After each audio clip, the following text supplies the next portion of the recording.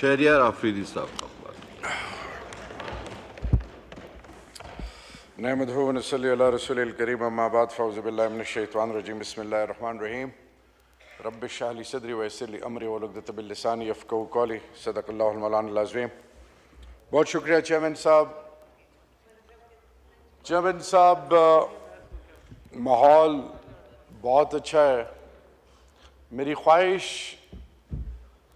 ये होती कि वो लोग दोनों साइड से जो अब से 1.5-2 घंटा पहले यहाँ मौजूद थे, अगर वो मौजूद होते तो और चीज़ें शायद पॉजिटिव सिम्त की तरफ जाती। अल्लाह रब्बुल इज़्ज़त फरमाते हैं, मफ़हूम है कि जो जोड़ेगा मैं उसको जोड़ूंगा, जो तोड़ेगा मैं उसको तोड़ूंगा। हम इस रियासत के जो बासी हैं, मेरा 1947 से लेकर 2009 तक मुस्लिम लीग मेरे बुजुर्गों का सफर था और आज भी बड़ा एहतराम का रिश्ता है, बुजुर्गों का ताल्लुक है और ये ताल्लुक हमेशा रहेगा इंशाअल्लाह। लेकिन जनाब स्पीकर, चेयरमैन साहब, मैं जो डिबेट चल पड़ी है, जो शेर अफजल मरवत साहब ने इनिशिएट की, उस पे मैं बाद में आऊंगा। पहले मेरी आपसे रिक्वेस्ट है, आप वाहिद चेयर हैं जो पिछले 6 माह में पारा चिनार में जो हो रहा है उसके हवाले से सबसे पहले मैं आपको खिराज तहसीन पेश करता हूं कि आपने ये कहा कि इस पे डिबेट होनी चाहिए। नंबर 1, 8 अगस्त को राजा नासिर अब्बास साहब, MWM, सैयद हामिद रजा साहब, सुन्नी इत्तेहाद काउंसिल, मौलाना नसीम शाह साहब बनू, यूसुफ खान हंगू और इसी तरह हम 5 MNAs गए पारा चिनार। सूबाई हुकूमत अली अमीन गंडापुर साहब ने हमें ना सिर्फ अपडेट किया बल्कि कहा कि मुझे आपने दोबारा फीडबैक देना है। जब हम पारा चिनार गए, चेयरमैन साहब, हमें यह कहा गया कि हम नहीं जानते कि कौन है ये। जमीन का तनाजा जरूर था, लेकिन ये ऐसा तनाजा नहीं था, ये काफी अरसे से चला रहा है कि जिससे मासूम निहत्ते लोगों को मारा जाए और बच्चों, 6 माह की बच्चियों के मुंह में गोलियां मारी जाएं, क्रश मशीनों में बच्चियों को डाला जाए, लोगों की बेटियां ले जाई जाएं। वो कह रहे थे हमें समझ नहीं आ रही हमारा दुश्मन कौन है। हां, टिकटॉक पे एक दूसरे फिरके को ताना दे के वो खुलेआम फिर रहे हैं और वो तमाम मोर्चे जो बनाए गए थे 17 के करीब, उनमें कोई लोग आ जाते हैं, दोनों तरफ फैन बता रहे हैं हम जानते नहीं हैं, फायरिंग शुरू होती है और कुछ ऐसी फायरिंग होती है कि वो असला कभी हमने जिंदगी में ना देखा ना सुना। वहां पे फरीकैन से मिलने के बाद, उससे पहले GOC मेजर जनरल भट्टी साहब जो हैं कोहाट, उनसे भी टेलीफोन पे बात हुई। चीफ मिनिस्टर ने कोर कमांडर पेशावर को भी बात की, मैंने भी रीच आउट करने की कोशिश की। हमें यह कहा गया कि आप मेहरबानी करें, इस पे ग्रैंड जरगा बनाएं। CM साहब ने उनको पेशावर बुलाया, चीफ सेक्रेटरी और कोर कमांडर साहब उसमें मौजूद थे।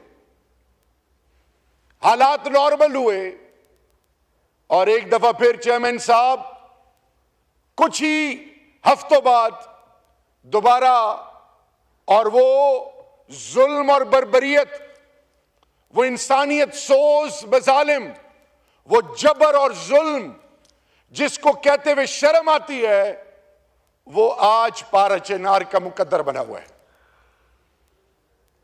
लोग आ जा नहीं सकते, अद्वियात नहीं, आपने खुद आज कहा ये फिगर कम बताई गई है, एक्सेस नहीं है, उनकी सुनवाई नहीं है, उनकी कोई आवाज नहीं है।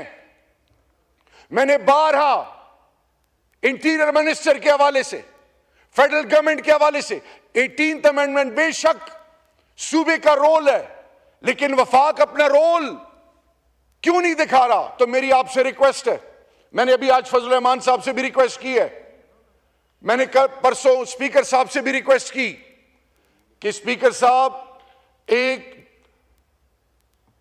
नेशनल असेंबली क्या एक delegation parliamentarians from all the political parties इनको पारा चिनार भेजें, वहां बिठाएं, क्योंकि इस वक्त ग्रैंड जिरगा कोहाट में चल रहा है, 3 हफ्तों से ग्रैंड जिरगा चल रहा है।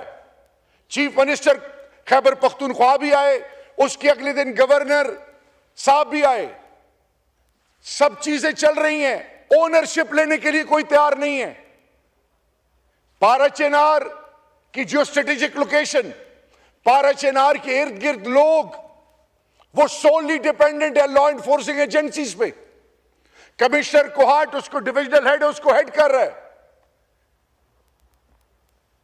लेकिन मैं हैरान हूं कि आज हम माजी को तो याद कर रहे हैं, हाल के हवाले से जिस तरह आज हम पारा चिनार, इसी तरह चमन, इसी तरह जारी खेल, बक्का खेल, बनू, इसी तरह पूरा ड्यूरेंट लाइन 2611 किलोमीटर का बॉर्डर, लोग इंटर होते हैं, हमारे लोगों को मार के हमें आपस में लड़ा के फिर चले जाते हैं, और हम अहमकों की तरह दस्तों गिरेबान आपस में उलझे हुए हैं। आज ये बातें जो, जब ये मेरा भाई आज ये बात कर रहा था, 2 आवाजें मेरे कानों में आई। एक आवाज आई शेर अफजल मरवत के हवाले से कि लगता है कि सॉफ्टवेयर अपडेट हो गया, और इधर से आवाज मुसलसल उनके हवाले से, उनको डिस्करेज करने के हवाले से आ रही थी। मैं आज एक बतौर, ये 3rd टर्म है मेरा, आज मैं ये सवाल पूछना चाहता हूं, आप ना होते तो आज मुझे फिर मौका नहीं मिलना था। ये कौन सी ऐसी कुव्वतें हैं जो हमें अडियाला में भी नहीं मिलने देती, हाई कोर्ट से हमने कंटेम्प्ट में परमिशन ली भी नहीं मिलती?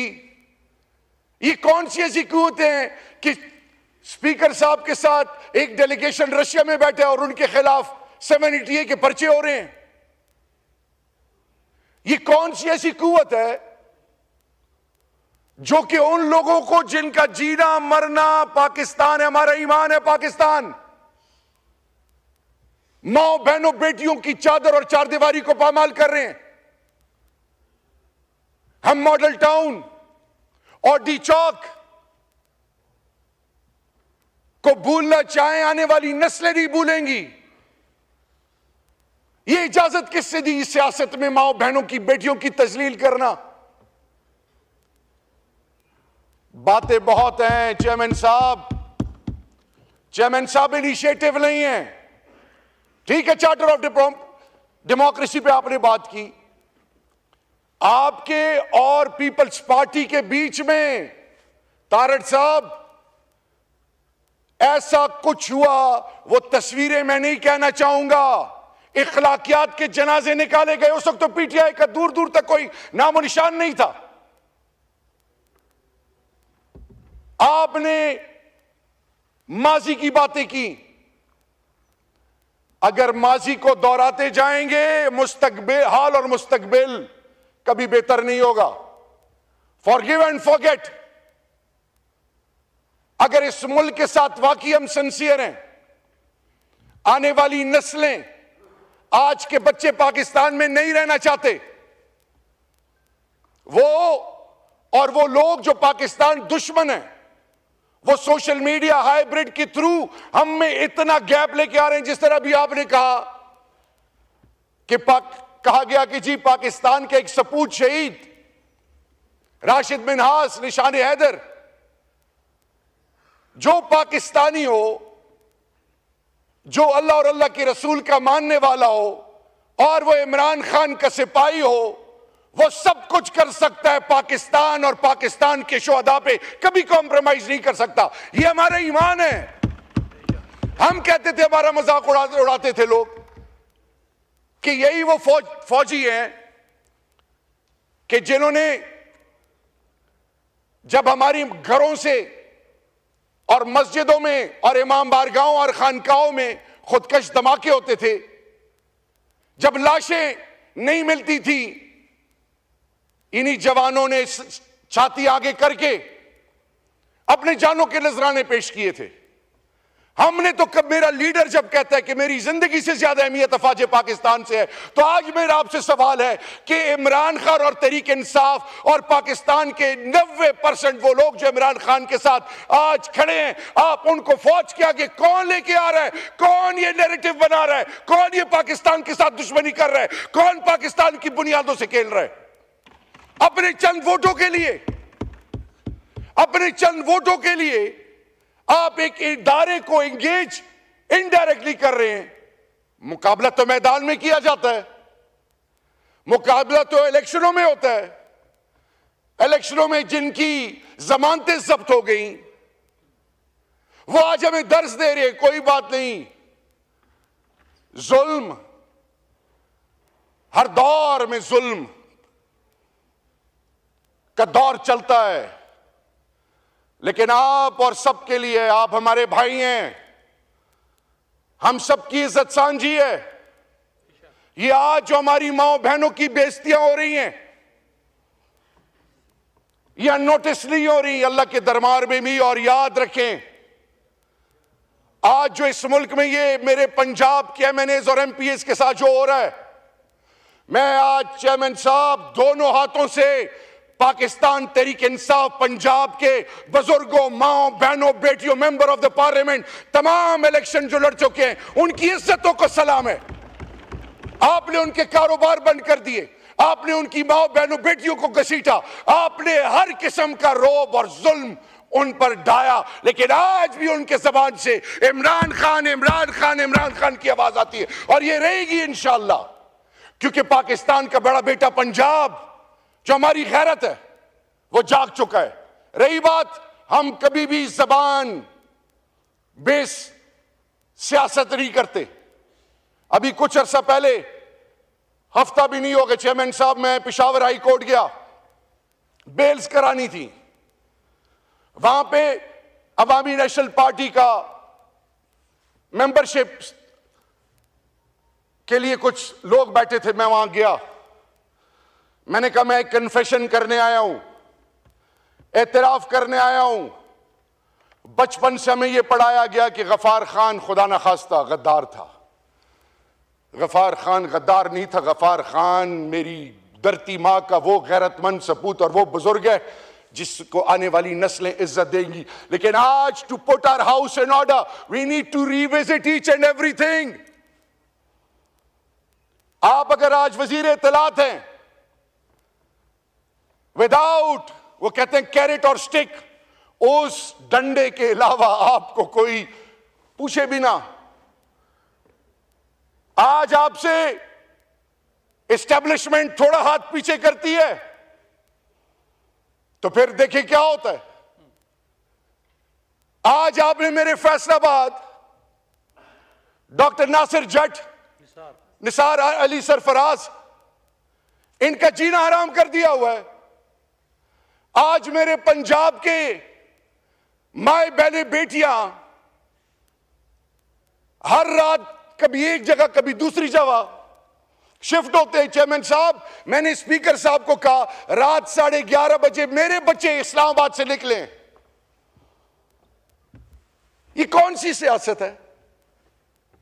तो अगर आज वाकई और ये ना हमें कहा जाए कि रेंजर्स या कोई और, पाकिस्तान का जर्रा जर्रा हमारा है। आप लोगों की इज्जतों पे कभी वो अल्लाह दिन ना लाए कि हम कॉम्प्रोमाइज करें। मैं आज मजबूर हूं कहने के लिए, राणा साहब बैठे हैं, उम्र में मुझसे बड़े हैं कि राणा साहब, मैं नारकोटिक्स का मिनिस्टर था, minister for state. Intelligence based operation के थ्रू आपको जब अरेस्ट किया तब मुझे पता चला, और मुझे जब मैसेज आया तो मैंने उस वक्त के डीजीएनएफ और ब्रिगेडियर्स को बुलाया और उन्हें कहा कि अपनी औलादों की कसम खाएं कि यह सच है कि गलत है। मैं उन डीजी साहब को लेके गया प्राइम मिनिस्टर के पास, यही अल्फाज प्राइम मिनिस्टर के थे। मैं उनको कैबिनेट में लेके गया जिसमें फैसल वाडा साहब और ये सारो तारिक साहब जो है बावलपुर से मुस्लिम लीग काफ के, तारिक बशीर चीमा साहब, उन्होंने क्वेश्चंस किए। जब आपको फोन आया 9 मई के बाद शाहिद आफरीदी का कि शहरियार के साथ आपका जो मसला है, मेरी भाभी को आप लोगों ने क्यों उठाया है, मैंने तो आपकी फैमिली को, आपकी इज्जत को, कभी मेरी 7 पुश्तों में मेरी तरबियत ऐसी नहीं हुई कि मैं सोच सकूं, मेरी मां बहनों बेटियों को आप जरा पता कराएं कि मेरी बीवी बेटी के साथ आप लोगों ने क्या किया। मैं चुप हूं। ये बाकियों की जो माएं बहनें बेटियां हैं, राणा साहब आप तो पहले कहते थे कि जनरल बाजवा ने मेरे ऊपर केस बनाया था, मुझे ख्वाजा साद रफीक ने हाथ से पकड़ा, मैं उलझना चाहता था। अभी आपने कहा कि जी इमरान खान ने उसको कहा था। आज नीलम नामों के नीचे हैं।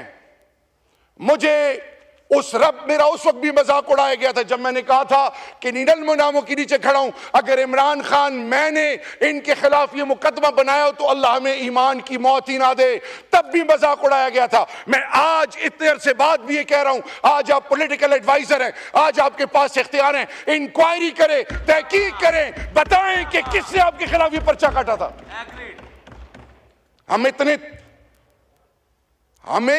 I was a CEO in Germany, हमने अपने सब कुछ छोड़ा है।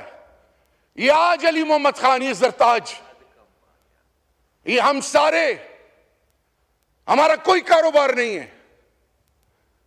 मेरे ऊपर जब पीडीएम की गवर्नमेंट आई, मुझे कहा कि जी इंटीरियर में, कश्मीर कमेटी में, नारकोटिक्स में, सेफ्रॉन में तुम्हारे खिलाफ सब चीजें ढूंढी जा रही हैं, पाकिस्तान से चले जाओ, तुम पे हाथ डालेंगे। मैं 16 मई को अपनी बीवी और बच्चों के साथ अपने घर में था, बगैर किसी असले के, ना तब भागा था ना अब भागूंगा, आखिरी वक्त तक इमरान खान के साथ और पाकिस्तान के साथ खड़ा रहूंगा। ये हमारा ईमान है। लेकिन राणा साहब आज आप मेहरबानी करें, बताएं ये कौन लोग हैं जो हमारी माओ बहनों की तजलील करते हैं। आपकी बीवी, मेरी मां, मेरी भाभी, मेरी इज्जत है, जो उनको गुजरना पड़ा, जो इससे पहले पीपल्स पार्टी ने सहा, जो MQM ने सहा, जो आज अख्तर मैंगल साहब मुंह फेरे बैठे में, जो बुक्ति साहब। चमन साहब, मैं आपके सब्र को दाद दूंगा। 11 सालों में अपनी हुकूमत में भी मुझे किसी ने इतना, मैं सिर्फ इतना कहना चाहूंगा चमन साहब, आप और ये ऐवान गवाह रहेगा, हमने बड़ी मार खा ली है। मैं अपनी बेटी के साथ गया था तो एज इंटरनेशनल स्टूडेंट उसका बैंक अकाउंट पाकिस्तान और मेरे नाम से जब आया, इट टुक 7 वीक्स। क्यों? रास्ते बंद हो रहे हैं हम पे।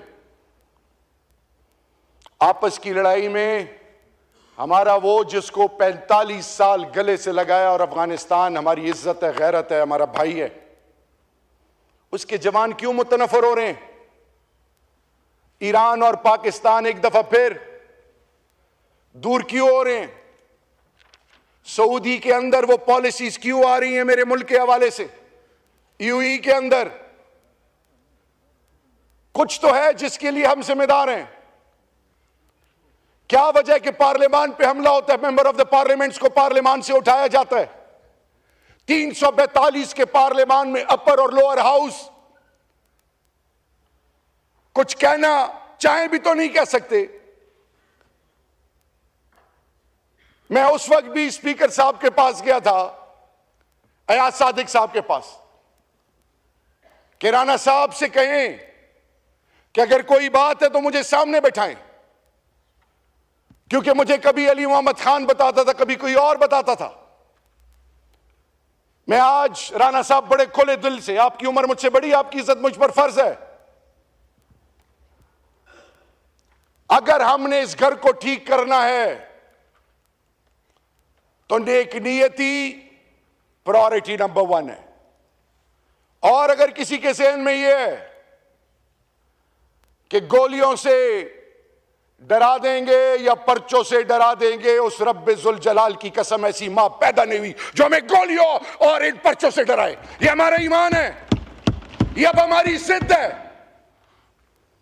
इमरान खान को इस कौम की जरूरत है, और इस पार्लियामान और इस मुल्क के अंदर तमाम पॉलिटिकल पार्टीज के बीच में ट्रुथ एंड रिकॉन्सिलिएशन के अलावा एक यूनिटी और एक नई कमिटमेंट के लिए हम सबको बैठना पड़ेगा। हम सब आपकी इज्जत करते हैं, लेकिन ये कैसी इज्जत है कि मुझे आप कहते हो कि हम बनी गाला गए और फिर मां बहनों बेटियों पे हाथ डालते हैं। ये कैसी इज्जत है कि आप मैसेज भिजवाएं कि तुम्हारी बेटी 14 और 15 साल की हो गई है। ये कैसी इज्जत है? जो मां और बच्चियां रोडों पे भाग रही हों और इस्लामाबाद F8 की सड़कों पे, और ये अगर ना होता तो मेरी 7 पुश्ते भी मुझे माफ ना करती। ना करें, इस हद तक ना जाएं। चेयरमैन साहब इनको बताएं और सुनने वाले सुन लें, इस हद तक ना जाएं। आप कहते हैं आप रेड जोन में आए थे, आपने हमारे बंदे भी शहीद कर दिए, जख्मी भी हो गए, पर्चे भी हमारे खिलाफ कर दिए, क्या क्या करने जा रहे हैं। तो वो ये तो 60-70 साल की जिंदगी अल्लाह के दरबार में, फिर आप क्या करेंगे? मैं आखिर में, एक पॉलिटिकल वर्कर, एक खान के सिपाही और एक पाकिस्तान का बासी होने से, ये मेरा चेयरमैन साहब आपसे रिक्वेस्ट है, क्योंकि मेरा आपसे इस कुर्सी पे बैठने से पहले आपके बारे में मेरी एक और परसेप्शन थी, लेकिन आप वाकई जब आप जीए भुट्टो कहते हैं तो लगता है आपकी भुट्टो साहब के साथ कमिटमेंट है। आपको उसकी कमिटमेंट की कसम, अगर आप इस कुर्सी पे बैठे हैं और ये डिबेट चल पड़ी है और आपकी पार्टी के बगैर ये हुकूमत 1 इंच आगे नहीं जा सकती, वो अलग बात है कि अब इसके बाद टेलीफोन आने शुरू हो गए हों। अगर आप वाकई भुट्टो साहब के सिपाही हैं, इस इनिशिएटिव को या मत रोकें, लेकिन इस इनिशिएटिव को ये ना समझे कोई कि ये हमारी कोई कमजोरी है या डर है। पहले 9 मई के हवाले से हम कहते रहे कि जुडिशियल इंक्वायरी बनाएं, अब हम 27 मैसेकर के हवाले से कहते हैं कि उन शहीदों के घर जाएं, उनसे माफी मांगें, उनके बच्चों को ओन करें। हम आपके साथ खड़े होंगे। आए एक नया स्टार्ट लें, आए ये साबित करें कि कौम गैरतमंद कौम है, ये कौम अपने जर्रे जर्रे की हिफाजत जानती है, ये कौम हर लेवल पे जा सकती है, लेकिन ये कौम कभी भी अपने पाकिस्तानी को खून में लथपथ नहीं कर सकती। अल्लाह हमें हिम्मत और तौफीक दे, और अल्लाह वो सहर हमें नसीब करे कि जिससे मेरे मुल्क की इज्जतों में इजाफा हो। और मैं आज आपसे, ये जो रिग्रेट है ना, ये अंदर अंदर मार देता है। भुट्टो साहब के हवाले से एज मेरे भी वो आइडियल रहे हैं। मैं आज आपसे रिक्वेस्ट करूंगा, इमरान खान साहब जो अंदर हैं, 3 किस्म के लोग उनसे मिल रहे हैं। Family, political team and legal team, मैं आज आपको कहना चाह रहा हूं, इमरान खान को आपने जितनी तकलीफ देनी है दे दें।